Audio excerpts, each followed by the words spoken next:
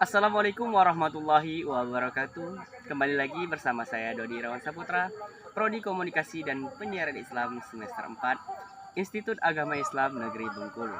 Saya akan membahas materi yang berjudul penyajian berita yang saya kutip dari buku Jurnalisme Radio, Teori dan Praktek yang dikarang oleh Santi Indra Astuti SS MSI. Nah, di dalam penyajian berita ini saya akan menjelaskan tentang aktualitas Pfizer, rap, string news, breaking news, sequence news, chronicles, soft news, dan live reportage.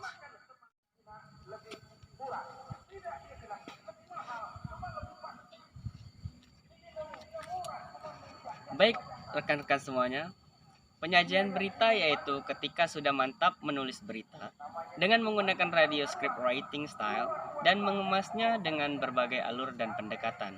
Kini saatnya Anda mengenal jenis-jenis informasi berita. Nah, masalah berita ini yaitu presentasi atau penyajian berita yang intinya bicara soal bagaimana berita disampaikan dan disajikan bagi pendengar. Modalnya tiga nih, ada informasi, sound, dan kreativitas wartawan.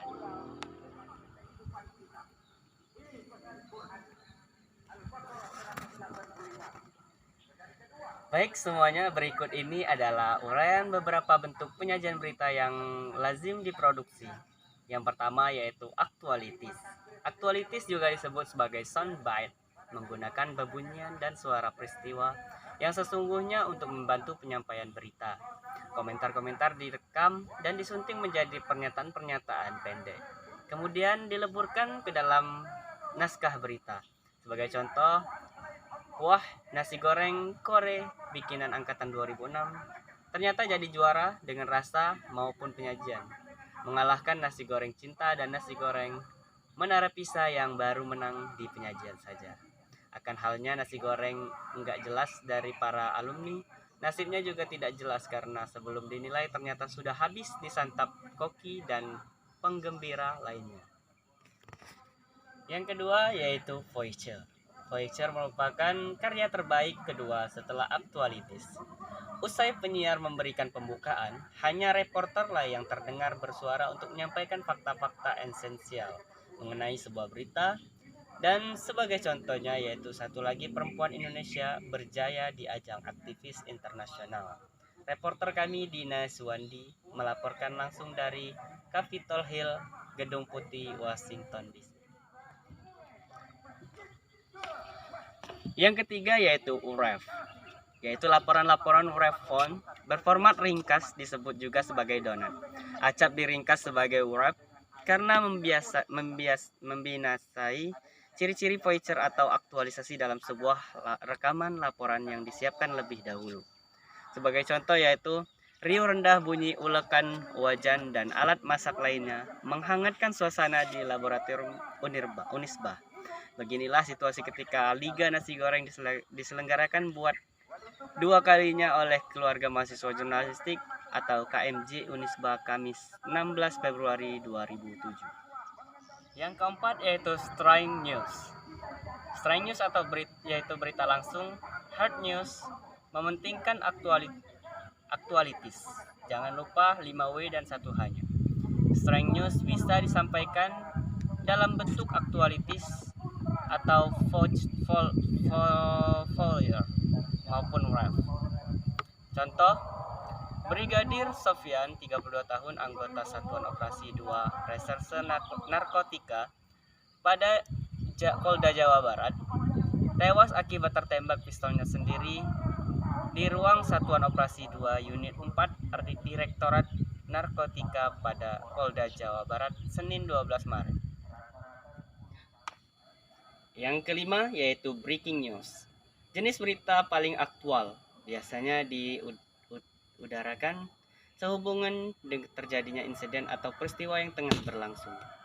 Tidak mesti tentang musibah nih, bisa juga tentang kebijakan yang berdampak luas. Misalnya kenaikan BBM atau konversi minyak tanah ke bahan bakar gas. Contoh, suasana di Surabaya genting setelah unjuk rasa korban Lapindo yang berlangsung sejak 1 jam yang lalu. berakhir dengan kericuhan, bentrokan antara aparat dan ribuan demonstran terjadi di depan kantor perwakilan Lapindo Berantas, Surabaya Timur. Ketika pengunjuk rasa gagal mendapatkan kepastian mendapatkan ganti rugi.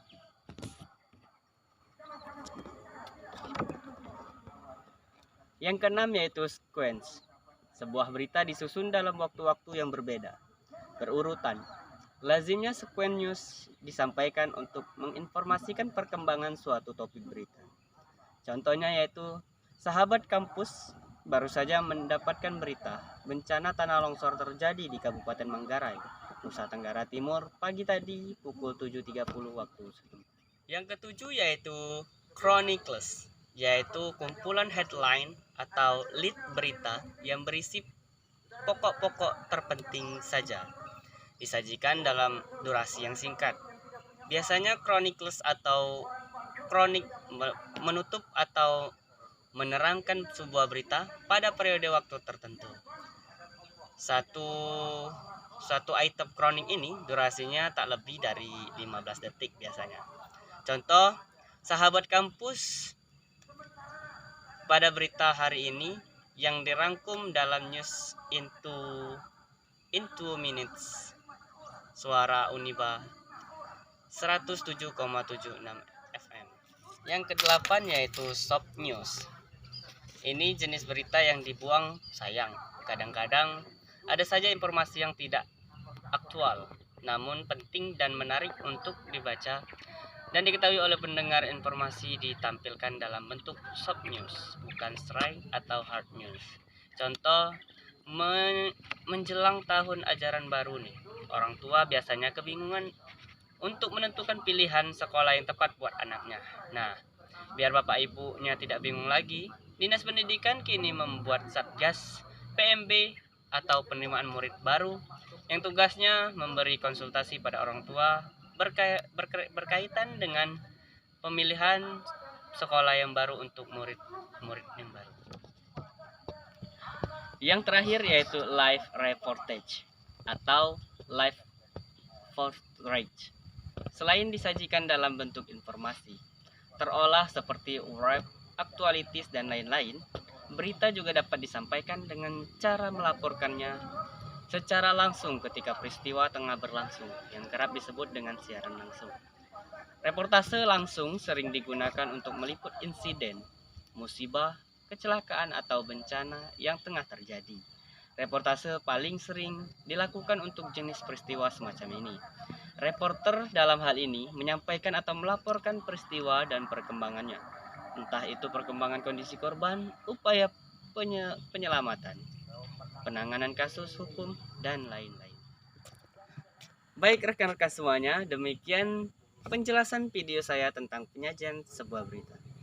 Terima kasih bagi teman-teman yang sudah menonton. Jangan lupa like, komen, dan subscribe. Semoga menambah hasanah keilmuan tentang jurnalistik. Mohon maaf apabila ada kesalahan, dan kepada Allah saya mohon ampun. Saya akhiri, wallahul muwaffiq ila aqwamit thoriq. Assalamualaikum warahmatullahi wabarakatuh.